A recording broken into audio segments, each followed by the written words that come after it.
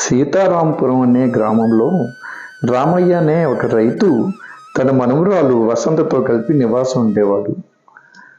ఒకరోజు రామయ్య తన మనవరాలకి ఒక మంచి మామిడి పండుని తీసుకొచ్చి ఇవ్వగా వారిరువురు కలిపి దాన్ని నాటారు. కాలక్రమేణా ఆ మొక్క పెద్దదై వృక్షమై కాయలు కాయడం మొదలెట్టింది. కొంతకాలానికి 2-3 కాయలతో మొదలైన ఆ వృక్షము ఇంటికి ఎంతో ఆహ్లాదాన్ని సంతోషాన్ని ఇవ్వడంతో బడి నుంచి వచ్చిన వసంత ఆ చెట్టు కింద కూర్చుని చదువుకుంటూ ఉండేది. రోజులు గడుస్తున్న కొద్దీ వసంత కొద్దిగా పెద్దదయింది. వసంతకి పరిణయం అయ్యింది.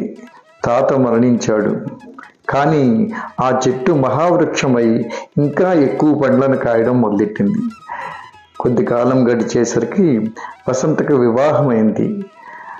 వివాహం అనంతరం తన కూతురుతో కలిసి వసంత తన ఇంటి ముంగిట ఉన్న ఆ మంచి మామిడి చెట్టు కింద ఎంతో సంతోషంగా కాలం గడపసాగింది.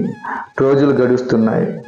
గడిచే కొద్దీ వేసవి కాలంలో ఉన్న ఎండ తీవ్రత నుండి ఆ చెట్టు వాళ్ళకి ఎంతో ఉపశమనం ఇచ్చి తనకి తన కూతురికి తోడు నీడగా నిలుస్తున్నది. దీనితో మనకు అర్థమవుతున్నది ఏంటంటే,